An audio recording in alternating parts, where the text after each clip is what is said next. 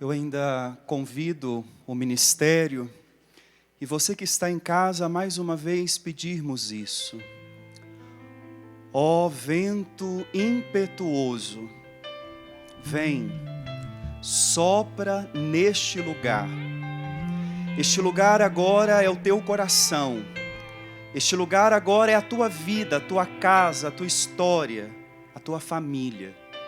Peça com fé, para que a obra do Espírito de Deus aconteça em nós nesse dia. Peçamos mais uma vez, vento impetuoso, vem sobre nós. Ó vento impetuoso, vem neste lugar, fortalece o que é fraco, com teu poder, rasga o céu, ó meu Pai, sopra hoje aqui, vem Espírito Santo, vem. Ó vento impetuoso, sopra neste lugar, vem neste lugar, fortalece o que é fraco, com teu poder, rasga o céu, ó meu Pai, sopra hoje aqui, vem Espírito Santo.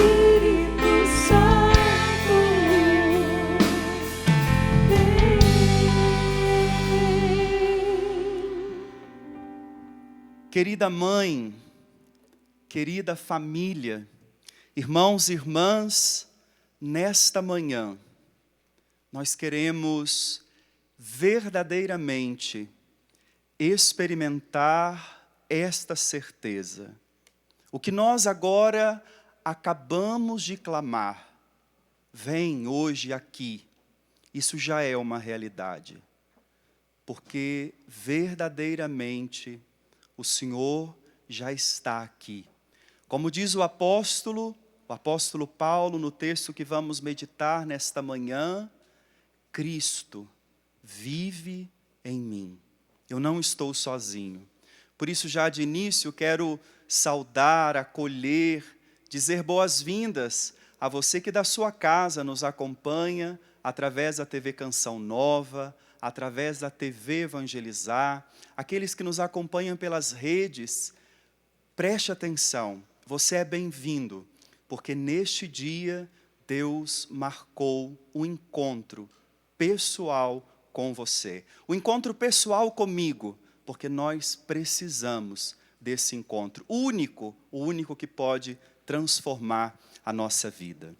Nós ouvimos agora pela manhã a Ângela fazendo este apelo, trazendo esta palavra, dizendo que as nossas mães, as nossas famílias, a nossa igreja, nós somos chamados a sermos adoradores, adorar Jesus. Adorar Jesus na Eucaristia, porque sim, verdadeiramente Jesus vive na Eucaristia. A igreja vive da Eucaristia, como diz o Concílio Vaticano II. Mas é preciso compreender em profundidade o real significado de adorar. Que, já digo de início, é nada mais do que deixar Deus ocupar o lugar que é dele na nossa vida. Adorar é isso. Adorar não é dizer palavras bonitas. Adorar não significa só dobrar os joelhos. São estímulos externos que podem acompanhar a adoração. Mas ser adorador significa você entender que no centro da tua alma, que no teu coração existe um lugar, e esse lugar só Deus pode ocupar. Eu me torno adorador quando eu reconheço este lugar, o lugar da morada do Altíssimo. O apóstolo São Paulo, e eu convido você agora, se você puder abrir a sua Bíblia, na carta aos Gálatas. São Paulo aos Gálatas, capítulo 2. O apóstolo, só como uma pequena introdução, para que você entenda bem, o apóstolo São Paulo está trazendo aqui uma experiência que ele acaba de tomar conhecimento do apóstolo Pedro. Nós sabemos, Pedro, o chefe da igreja, aquele que Jesus confiou a liderança da sua igreja. E Pedro está pregando, formando as comunidades, como Paulo também agora está fazendo, anunciando o evangelho, anunciando essa experiência com Jesus de Nazaré. Mas alguns rumores começam a acontecer na comunidade primitiva. Porque talvez nós que vivemos o cristianismo agora no século 21, a gente não pense em algumas coisas que no início da igreja não eram tão claras. Nós sabemos que Jesus, o Filho eterno de Deus, ele veio do céu, se encarnou no tempo e na história, numa data precisa, num povo preciso. Jesus é judeu, faz parte da comunidade judaica. E nós sabemos, o judaísmo se apoia numa verdade, a prática da lei. Quer salvar-se? Cumpra a lei. Lembra daquele jovem que chega para Jesus e diz: mestre, o que eu devo fazer para ganhar a vida eterna? Jesus diz: você sabe, cumpre os mandamentos. Era essa a lei judaica. Se você cumprir os mandamentos, você está salvo. Aí o jovem olha para Jesus e diz: mas mestre, eu tenho feito isso desde a minha terna infância, no auge da minha juventude, eu já vivo isso. O que me falta? Eu trago essa narração bíblica porque muitas vezes, eu não sei você, mas muitas vezes eu me deparei assim, contra a parede. Porque Jesus é o meu Salvador. Tá, então eu cumpro os mandamentos e vou ser salvo, mas às vezes nós reduzimos o cristianismo. E quando eu estou falando cristianismo, não pense só em religião. Nós reduzimos a experiência com Jesus como uma prática de normas, uma prática de leis. E nós não fomos salvos pela lei, muito pelo contrário. A lei nos mata, a lei nos oprime, a lei nos castiga. Por isso, preste atenção, o apóstolo Paulo está tentando ajudar a comunidade a compreender que de uma vez por todas, ela tem que se livrar do vínculo da lei. Porque a lei por si, ela não pode nos ajudar. O apóstolo Paulo diz assim, carta aos Gálatas, capítulo 2, versículo 16 seguinte: sabendo, porém, que não se é justificado pela observância da lei de Moisés, mas por crer em Jesus Cristo, nós também abraçamos a fé em Jesus Cristo. Assim, fomos justificados pela fé em Cristo e não pela prática da lei. Porque pela prática da lei, ninguém será justificado. Para Paulo, isso está muito claro. Pedro também entendeu isso, a ponto que, na pregação de Pedro, ele deixa claro, não existe diferença entre judeus e pagãos. Pedro entende que a religião agora não é mais por causa de uma cultura, não é mais por causa de um laço de sangue, mas pela adesão à pessoa de Jesus de Nazaré. Isso nos coloca em comunhão com Deus, isso nos coloca em comunhão com o Pai. Mas acontece que, como eu disse, para nós isso hoje está muito claro. Mas no início da igreja, na igreja primitiva, isso não era tão claro assim. Porque imagina, um povo que foi formado dizendo que é só você praticar a lei e você vai estar salvo. Aí vocês lembram de Jesus, lá no Sermão da Montanha, no Evangelho de São Mateus, capítulo 5, 6 e 7, Jesus diz assim, ouvistes o que foi dito, não matarás, a lei. Eu, porém, vos digo, quem simplesmente pensar, sentir alguma coisa contra o seu irmão, esse já cometeu assassinato. Veja, os apóstolos estão vivendo esse processo de transformação da fé, que não é mais pela observância. E por que eu estou insistindo nesta afirmação? Porque o tema que nós estamos meditando agora nessa pregação é Cristo que vive em mim. Mas atenção, isso não é automático. Não basta você colocar agora a mão no peito e falar, padre, Cristo vive em mim. Não é isso. É necessário uma experiência. Não um conhecimento intelectual. É importante, ajuda, mas não é suficiente. Não basta você ser um versado nas Escrituras. Isso não te dá o acesso a Deus. Isso pode facilitar o seu acesso a Deus. Por isso, não estou dizendo que não tenha que buscar o conhecimento, mas não podemos parar no conhecimento. Uma igreja fria, uma igreja intelectualista, um povo que não tem a experiência com Deus. Não, queremos ser adoradores, queremos verdadeiramente provar. É Cristo que vive em mim. Tá ok, padre? Como fazer então? A lei não pode nos salvar. Por que isso? Porque quando nós falamos da lei, recebemos as tábuas que Deus entregou a Moisés, os mandamentos, e disse para o povo viver. Mas qual foi a experiência do povo? Tá, tu vem, você não lembra a Sagrada Escritura para me contar aqui em detalhes o que aconteceu. Então, salta daquele povo que estava lá no deserto com Moisés e vem agora para a sua realidade. E eu vou lembrar aqui a minha realidade.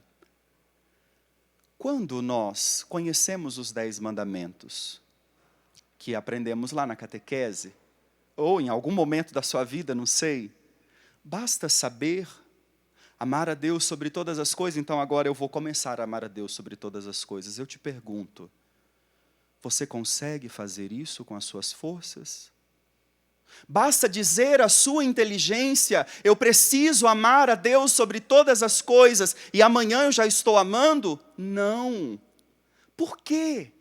Porque entre a exigência e a minha capacidade tem um abismo muito grande, tem uma distância muito grande. Padre, mas Deus não sabia disso? Claro que Deus sabe disso. Então, para que Ele deu os mandamentos? Ele deu os mandamentos para que você não viva sob a sua força. Os mandamentos que Ele entrega é para o seu povo, para os seus filhos amados. Mãe, preste atenção. Nós não chegaremos a Cristo pelas nossas forças. Nós não chegaremos a uma experiência profunda com Deus pelos nossos méritos, pelas nossas capacidades. Isso é impossível. O povo do Antigo Testamento tentou. Pegaram a lei, tá bom, então vamos começar. Eles caíram, fracassaram e provaram a ruína da própria lei. Porque a lei, não pensa você que ela olha e diz, olha, se algum momento você falhar, tranquilo, começa de novo. Se você falhar, você vai ter que pagar por isso. Essa é a lei. A nossa religião, a experiência com Deus que somos chamados a viver, não é assim. Agora, voltem comigo, lá no início. Fiz aqui uma introdução. Agora vamos lá no início da história. Deus criou o mundo. Depois que o mundo estava criado, viu que estava tudo bonito, tudo lindo, Ele cria o homem. E eu gosto demais da expressão bíblica do livro do Gênesis, capítulo 1, 26. Quando o escritor sagrado diz, façamos o homem à nossa imagem e à nossa semelhança. Me desculpa, mas eu acho isso muito profundo. Porque com as outras coisas que Deus criou aí, na criação dos 5 dias, Ele disse e se fez. Primeiro dia.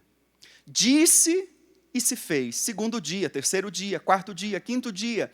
Deus solta uma palavra que na teologia nós chamamos de dabar. é uma palavra diferente de qualquer outra que conhecemos, porque o dabar é aquela palavra eficaz, diz e acontece. O mundo foi feito assim, pela palavra criadora de Deus. Mas olha que coisa profunda.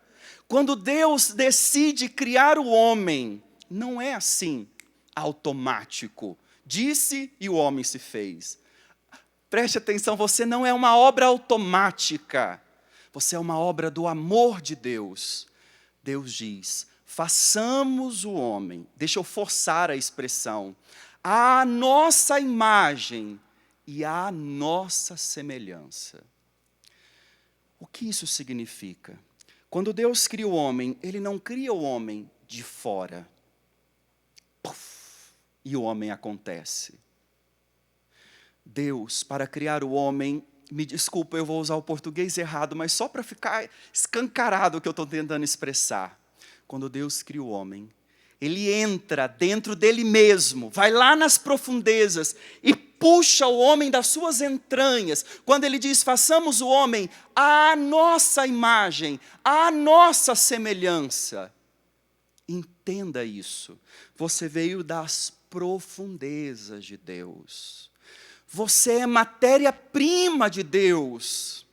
Você é parte de Deus. Por isso, o salmista que a Ângela meditava nesta manhã, ele dizia isso, a minha alma suspira por ti. Aí você pergunta, mas da onde vem esse anseio?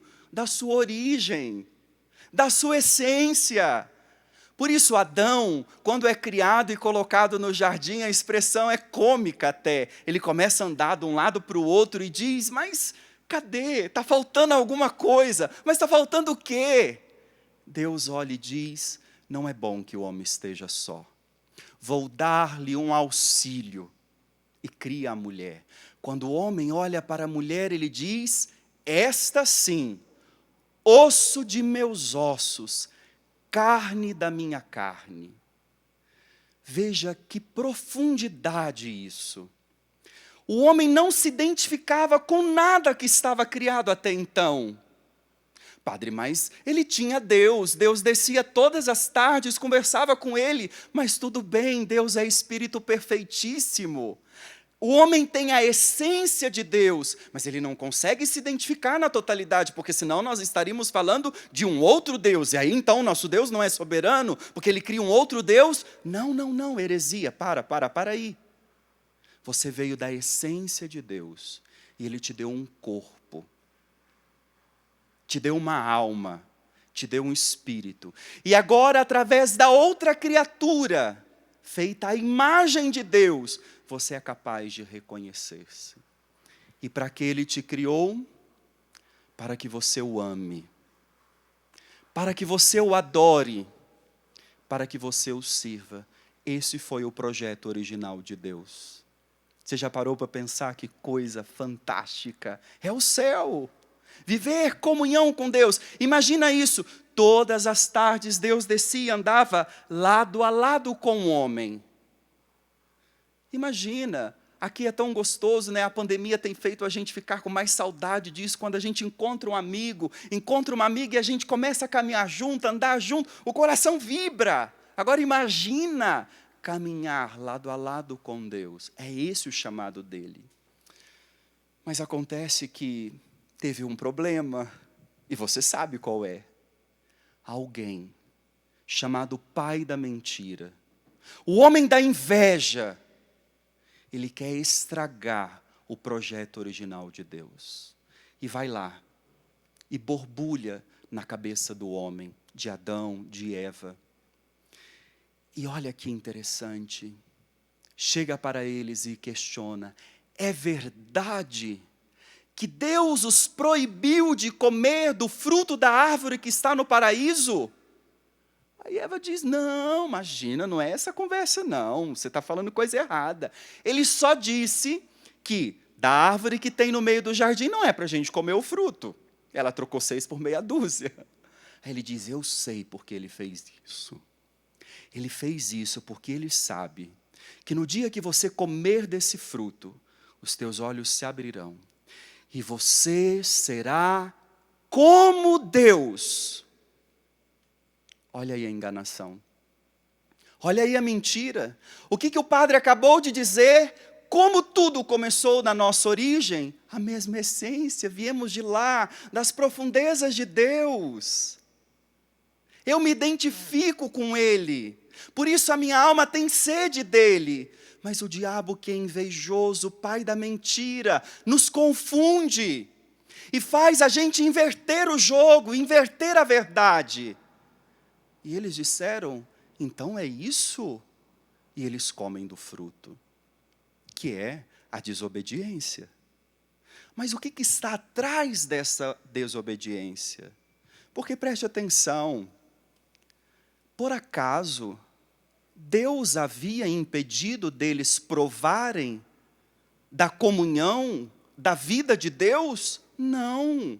Por isso Deus descia todas as tardes para estar com eles, por causa da comunhão. Eles têm acesso a Deus. Eles vivem com Deus.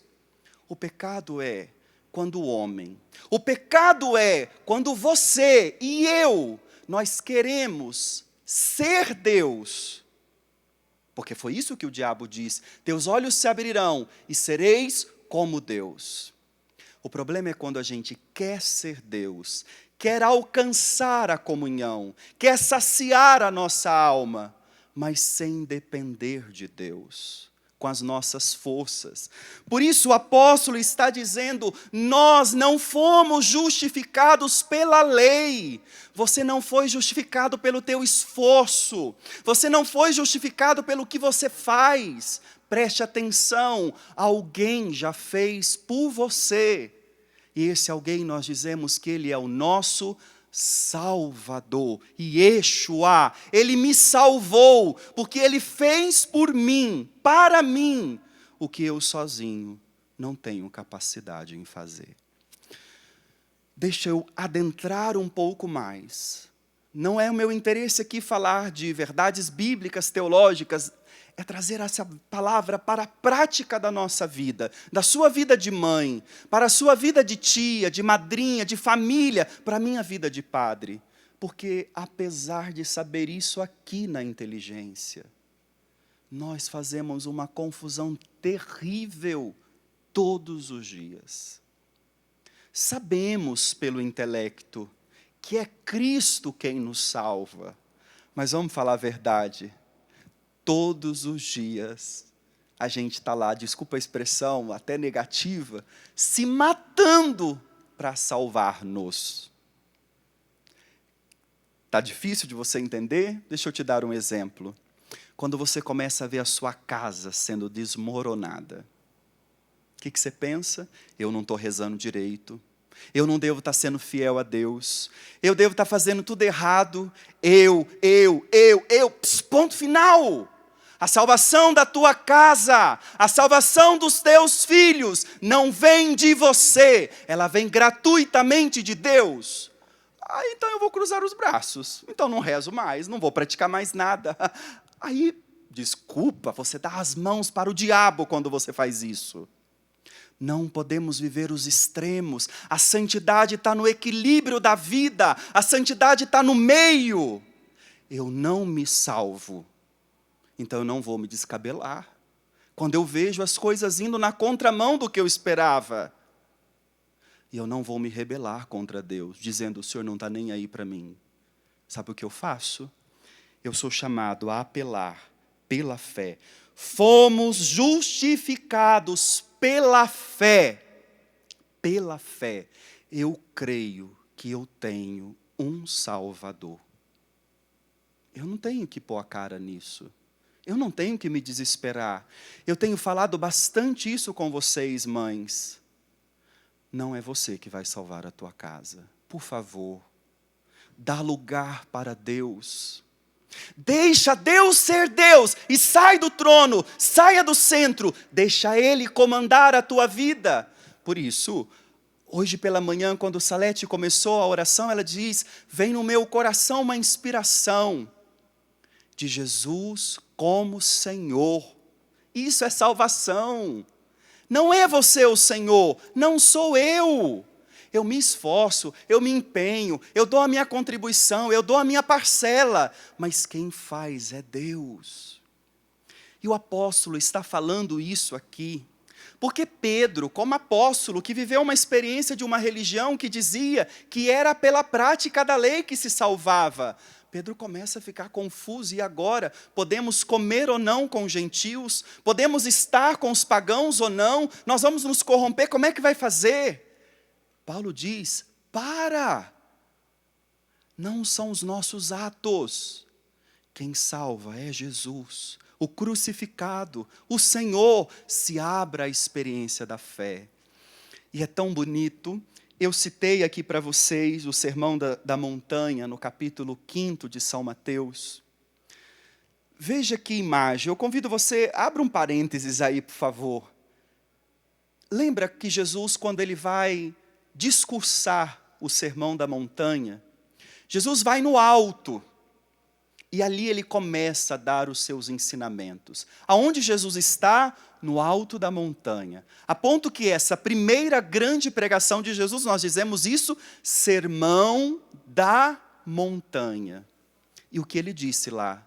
Não penseis que eu vim abolir a lei, mas eu vim dar sentido, eu vim levá-la à plenitude, porque esta é a missão de Jesus. Jesus não veio para tirar a lei. Jesus veio para dizer, a lei por si não vale. Ela não vai te ajudar. Mas eu levo às alturas. Numa outra montanha, o Horebe, no Monte Sinai, lá Moisés recebeu as tábuas da lei. Agora Jesus, o novo Moisés, não entrega uma tábua de pedra fria, dura, que machuca, que oprime. Mas agora Jesus fala de coração a coração. Eu, porém, vos digo. Quando Jesus diz, eu, porém, vos digo, ele revoga para si a autoridade de Deus.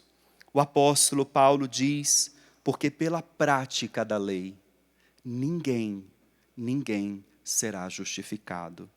Seguindo o versículo 17, diz, se porém, buscando a nossa justificação em Cristo, ainda nos descobríssemos pecadores, não estaria Cristo a serviço do pecado? E Paulo exclama, isso é impossível, isso não pode acontecer.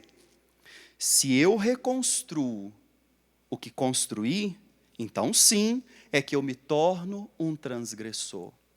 Se eu acredito que Jesus perdoou os meus pecados, e eu creio nisso, eu fui salvo pela graça da cruz, pelo crucificado, mas se agora eu me pego desesperado, tentando complementar o sacrifício de Cristo com esta, com aquela e com a outra prática, então Jesus se tornou ministro do pecado. É o pecado quem domina. E isso é uma ideia na contramão da nossa teologia, da redenção, da graça. Porque preste atenção, não foram os teus pecados que crucificaram Jesus. Não foi o teu erro que colocou Jesus na cruz, hein? Atenção, porque se você diz isso, você está dizendo que o teu pecado tem um poder imenso, matou o Filho de Deus. Não! A cruz é prova do amor de Deus. Deus vai ao extremo por você, Deus vai ao extremo por mim, e coloca o Filho dele na cruz para dizer, veja como eu te amo. A cruz é a prova escancarada do amor de Deus, e lá o meu pecado está derrotado, destruído. Por isso a sexta-feira da paixão para nós é dia de glória, dia de vitória. Por isso nós dizemos, vitória, tu reinarás, ó cruz, tu nos salvarás. Nós somos a igreja da cruz, porque fomos salvos, não pelos crucificadores. Nós somos salvos pelo crucificado. Meu Deus, que vontade de gritar isso. Meu Deus, que vontade de fazer esta verdade rasgar a tua alma. Entenda então, por misericórdia, eu estou te suplicando aqui. para de achar que são com as tuas forças. Por favor. E não deixe brecha para o inimigo usar dessa afirmação que o padre está dando para você cair no laxismo. Porque é um risco, hein? Bom, então se já está tudo certo, a conta está paga, então vamos aproveitar. Sabe aquela noite de aniversário que o amigo te chama e fala, hoje é meu aniversário, vamos comemorar, nós vamos ali naquele restaurante, tudo por minha conta. Você fala, opa, eu vou me esbaldar então. Não é isso. Quando eu digo que Cristo já pagou a conta que eu nunca poderia pagar, o que eu sou chamado então a fazer? Aí vem o apóstolo Paulo. Foi em virtude da lei que eu morri para a lei, porque ela mata, ela oprime. Foi em virtude da lei que eu morri para a lei, a fim de viver para Deus. Morri para a lei, a fim de viver para Deus. Preste atenção. Todo esforço que você coloca para achar que é você, sabe aquelas energias que traz uma ira, quando o negócio não vai do jeito que você quer? Estas energias você não pode colocar aí, porque as coisas não vão acontecer do jeito que você quer, porque não é você o senhor do mundo, não é você a senhora da tua casa. O Senhor do mundo, o Senhor da tua casa, chama-se Jesus de Nazaré. Então você vai pegar toda esta energia, toda esta força, e vai colocar para viver para Deus. Não é cruzar os braços. Então vamos aproveitar. Não! Eu vou colocar a minha vida agora à inteira disposição de Deus. E aí o que acontece?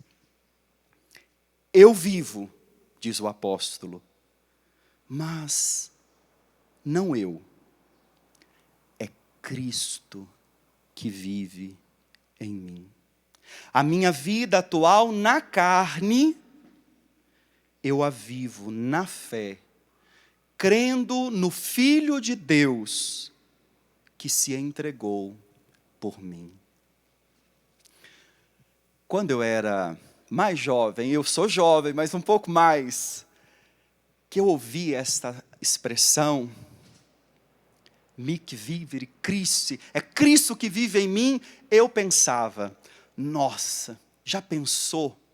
Chegar um dia em que eu vou poder dizer, a minha vida presente na carne, eu a vivo naquele que me amou.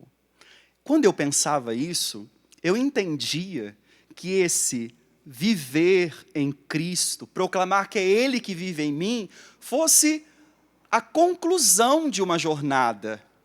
Eu pensava isso no início, sobretudo quando era mais jovem, participava da igreja, dos movimentos. Depois que eu fui para o seminário, eu falava, não, eu vou conseguir. Vocês estão vendo, né? Eu vou conseguir. Depois a gente leva umas lambadas da vida, bem gostosas, sabe? Aquelas que deixam você lá no chão.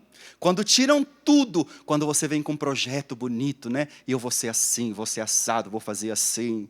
Aí Deus fala, oi, sou eu que conduzo a tua vida, não é você. E aí eu comecei a entender que isso daqui não é meta final, que proclamar que é Ele que vive em mim, isso tem que ser hoje, agora, porque preste atenção, se eu jogar isso para o fim, isso não vai acontecer. Então preste atenção, proclamar que Cristo vive em mim, dar a primazia para Deus, não é meta final de nenhum cristão. Isso significa caminho ordinário do cristão. Então, coloque-se a caminho, comece a se aprontar, porque Cristo tem que viver em você. E o apóstolo diz a receita, né? A modalidade que isso acontece, pela fé.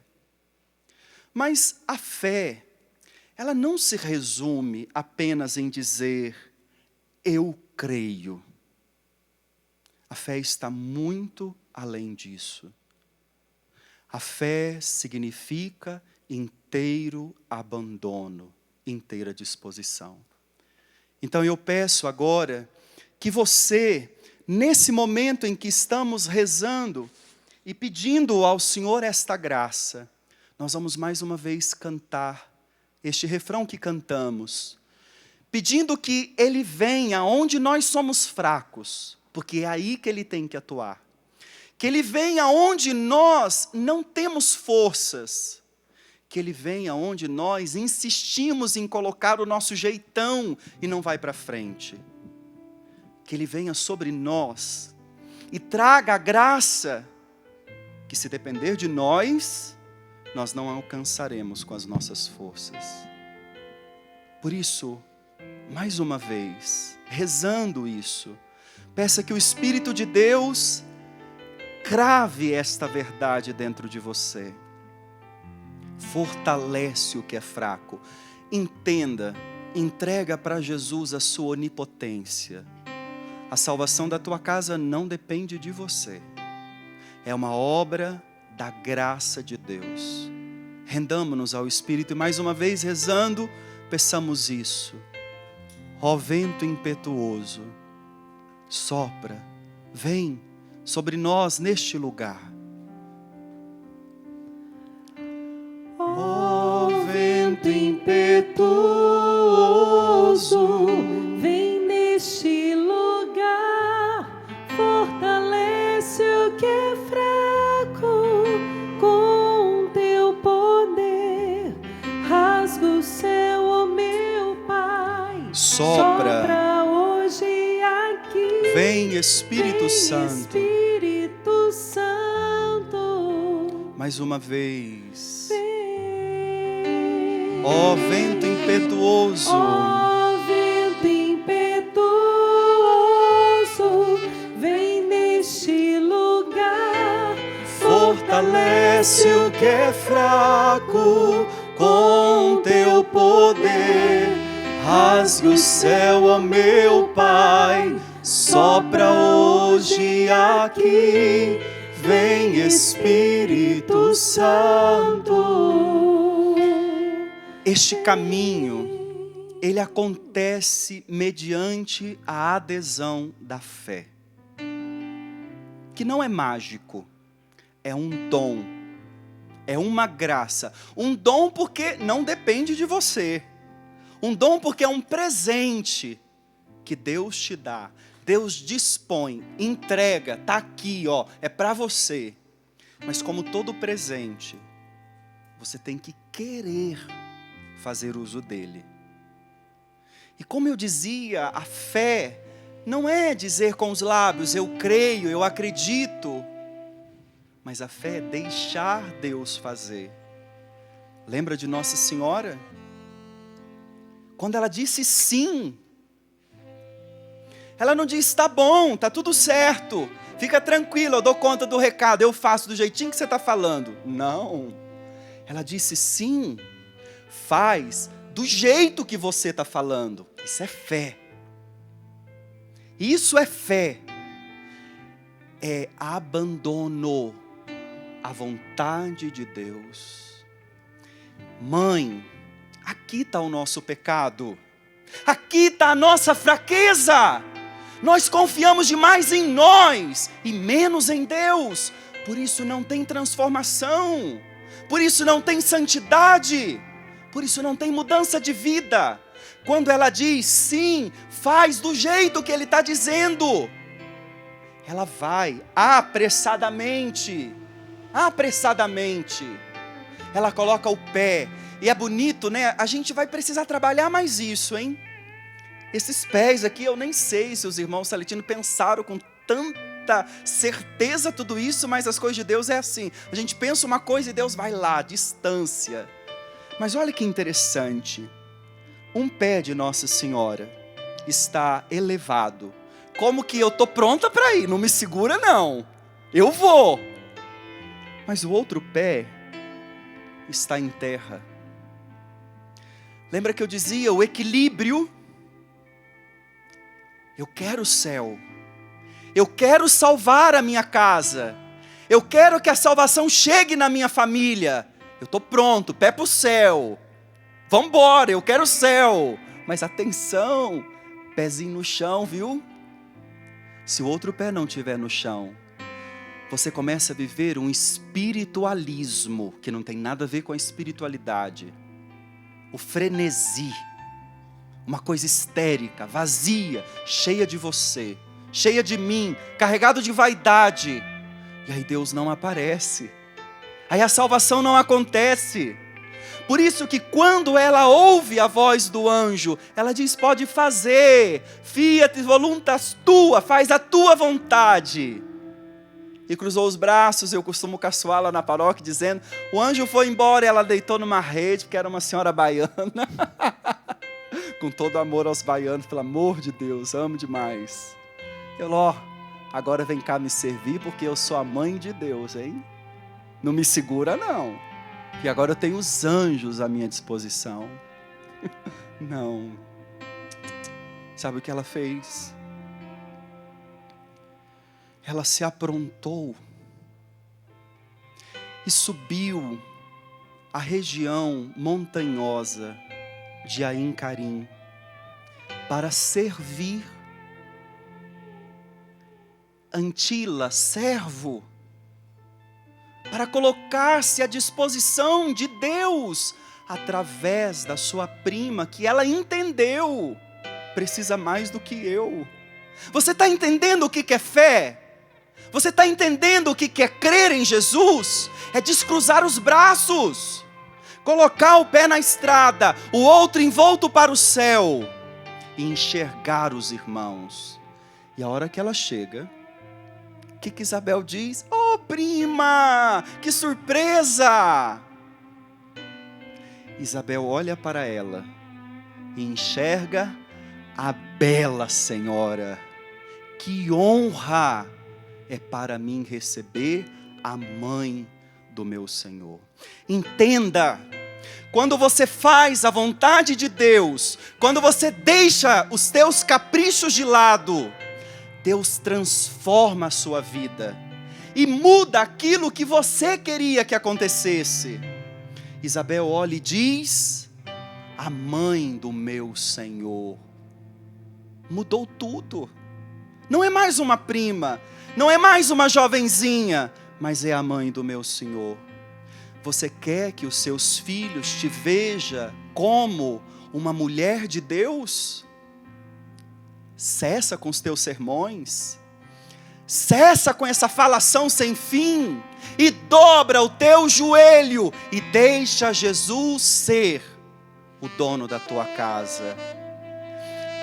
Dom José Mário, que me emocionou muito quando ele disse, reze pelos bispos, porque se vocês rezarem pelos bispos, nós seremos transformados e faremos o trabalho de comunhão.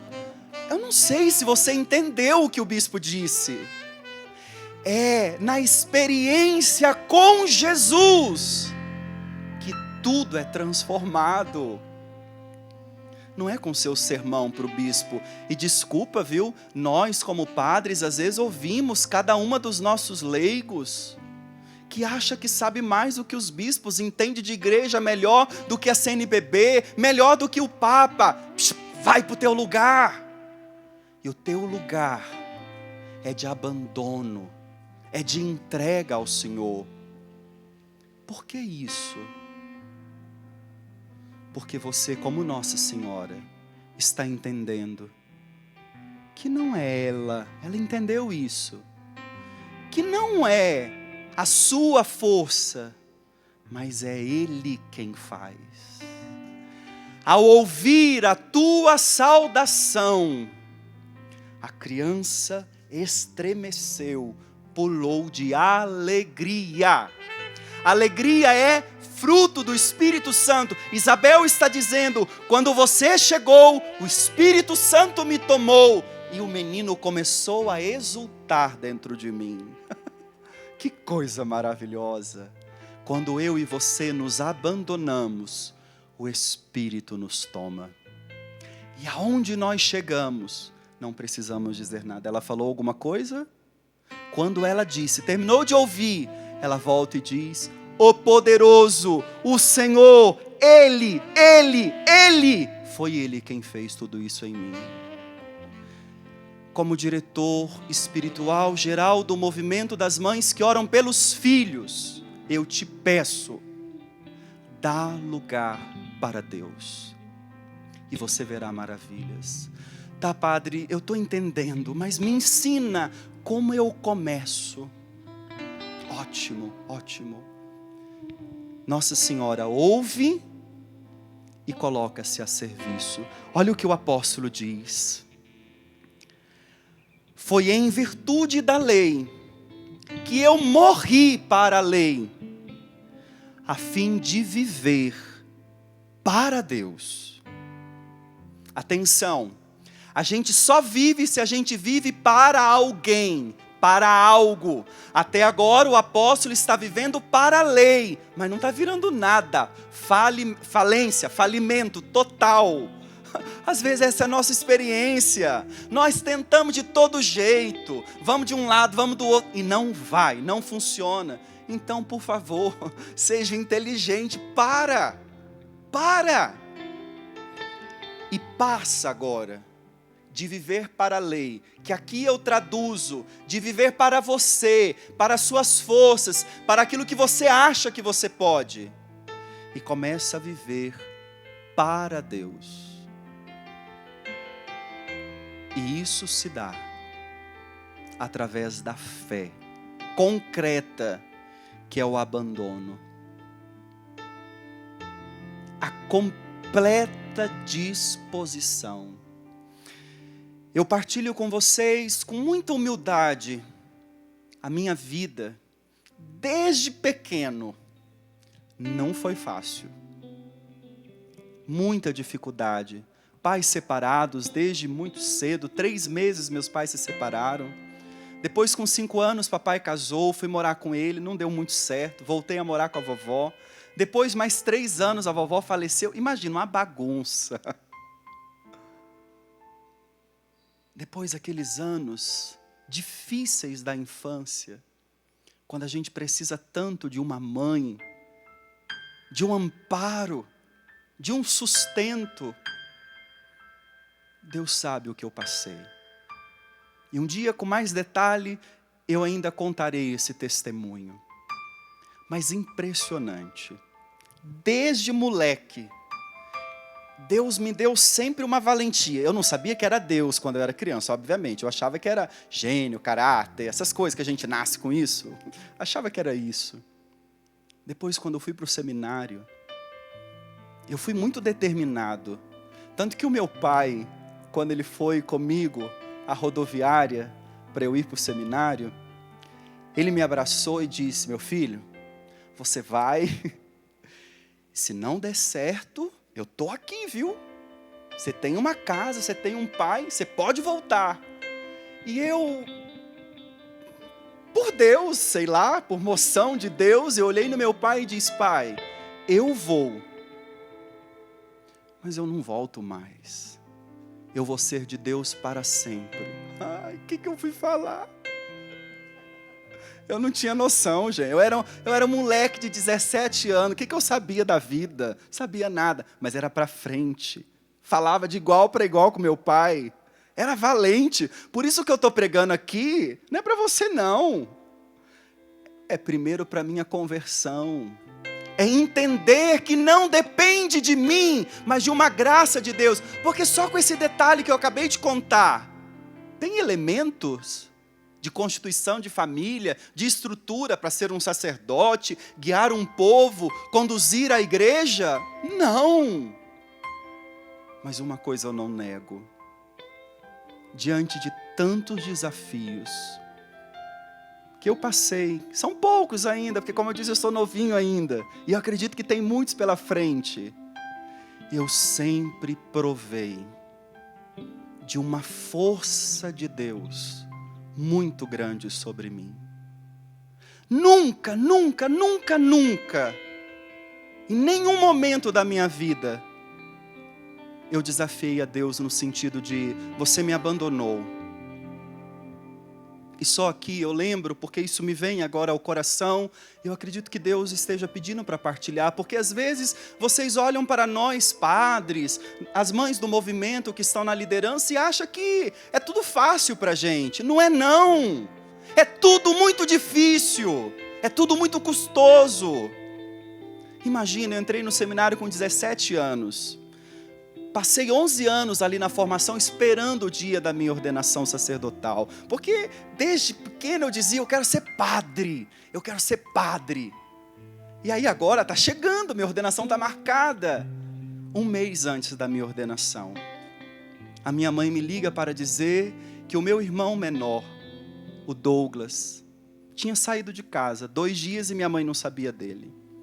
E eu disse: ah, mãe, isso é coisa de moleque, adolescente, daqui a pouco ele aparece, a senhora conhece o Douglas.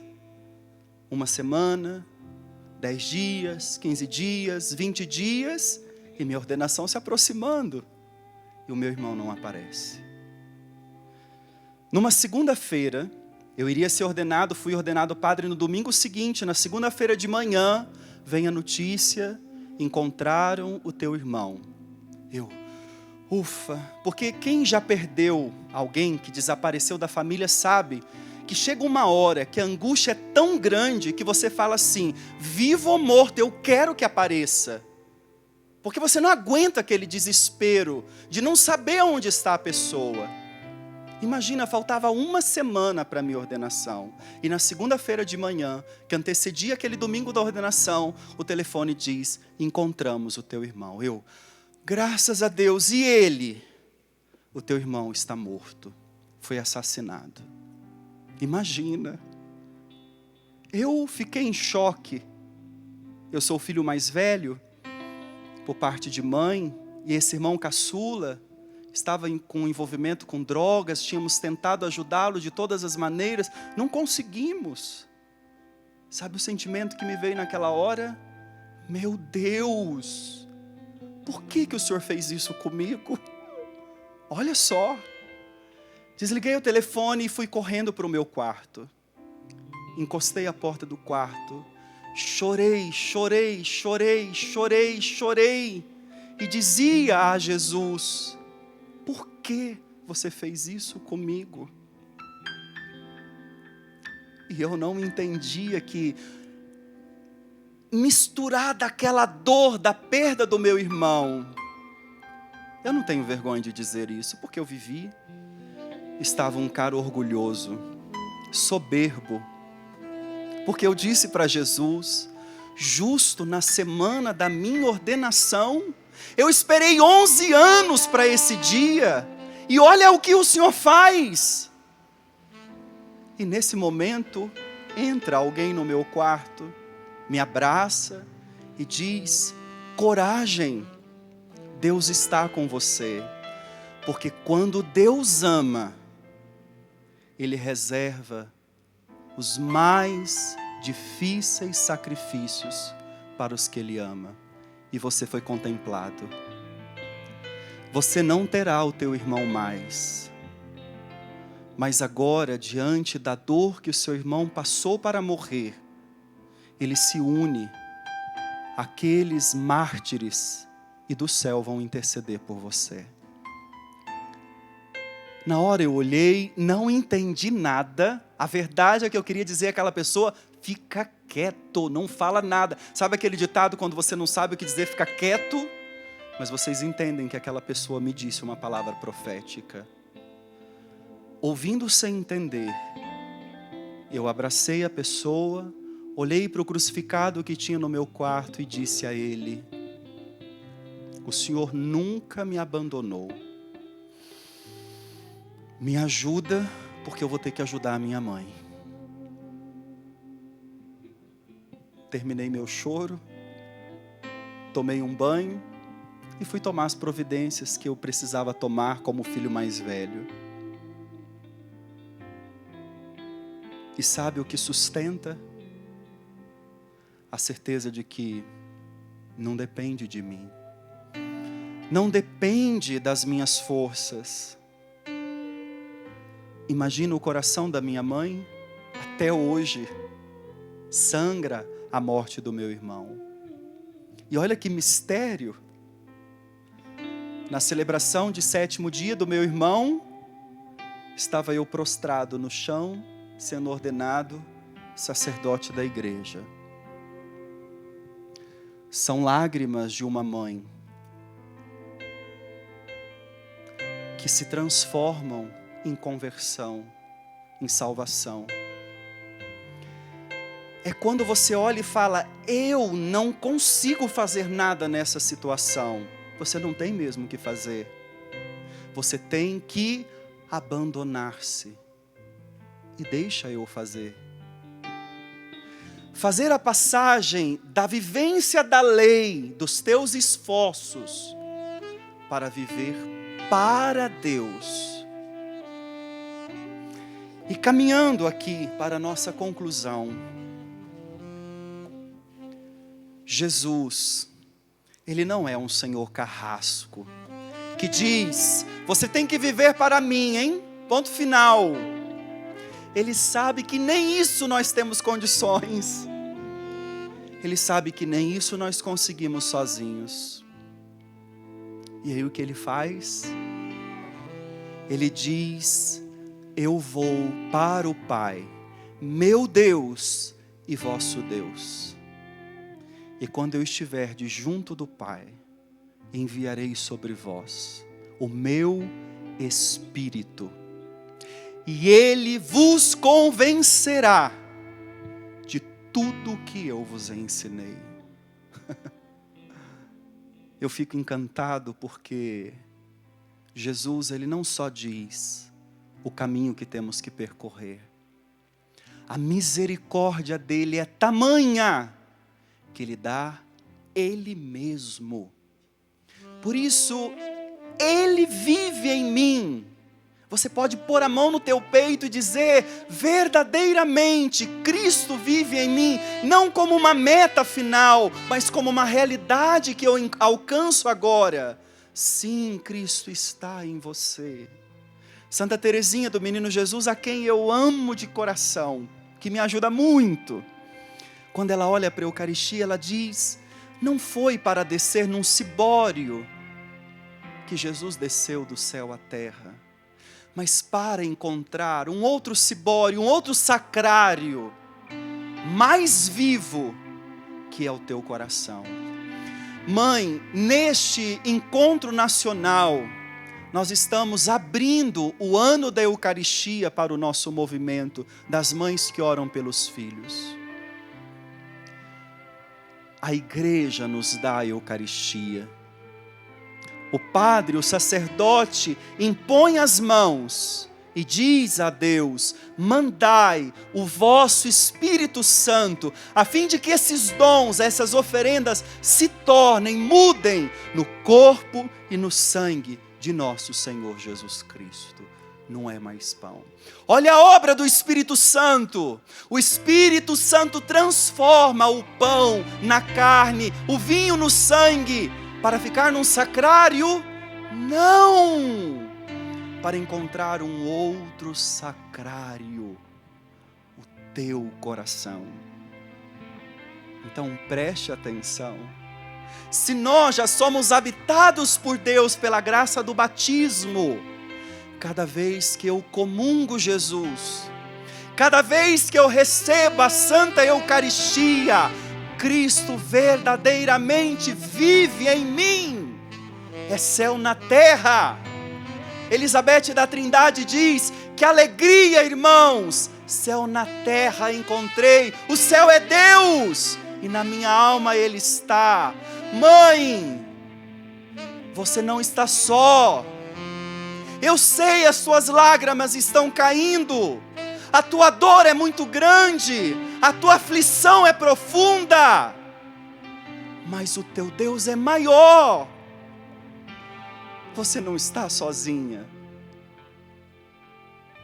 Nós dizíamos nessa manhã, o ano passado na pandemia a gente falava que difícil, e esse ano a gente está dizendo, eu não aguento mais.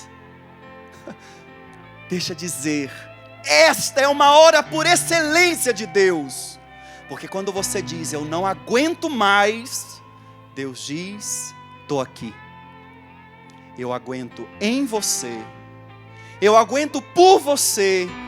Eu aguento através de você. É isso. Ele vive em mim verdadeiramente. Não deixa isso sair da boca para fora. Viva isso como uma verdade. Onde? Aí, na tua dor, na tua luta, no teu sofrimento, na tua batalha, no teu cansaço, no teu esgotamento. Naquele dia que você não sabe o que rezar, Cristo vive em mim. Quem te convence disso? Eu? Capaz, não consigo. A tua inteligência? Não, ela não alcança. Quem nos convence é o Espírito de Deus. Me permita dizer, você está entendendo? É só abrir o espaço, é só deixar, vem, fica conosco, Senhor, o teu amor me sustenta. A obra é dele, não é tua. Por isso faz todo sentido, nesse momento em que nós não aguentamos mais. Então eu digo, vem viver em mim, vencer em mim, vencer a minha força, porque eu não estou conseguindo por mim mesmo.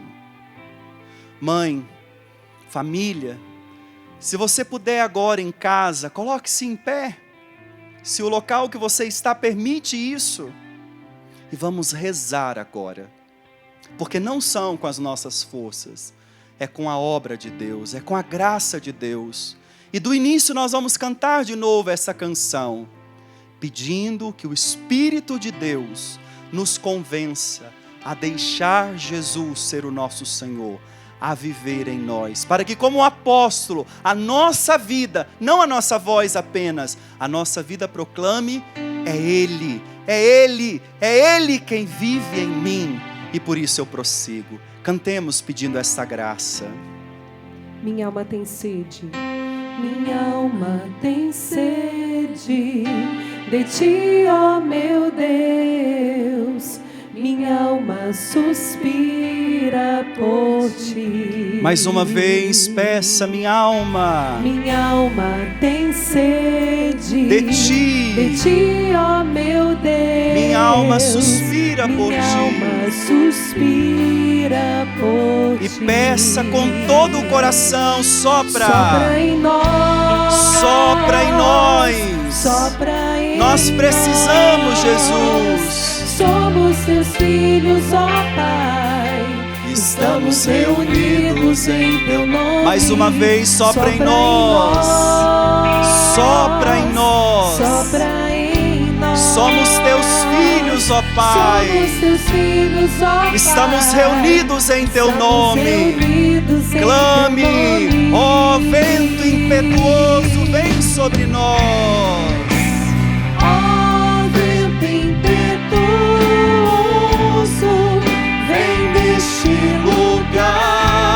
Fortalece o que é fraco com teu poder. Rasga o céu, ó meu sopra, sopra hoje aqui. Vem Espírito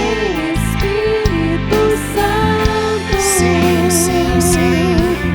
Vem. Com a mão no teu coração, diga isso. Eu me abro, ó Senhor, para que verdadeiramente sejas tu a viver em mim, não eu, mas o Senhor. E esta certeza me faz prosseguir. Ó vento impetuoso, sopra em nós, peçamos. Ó Vento impetuoso, vem neste lugar. Fortalece o que é fraco com teu poder. Rasga o céu, sopra hoje aqui.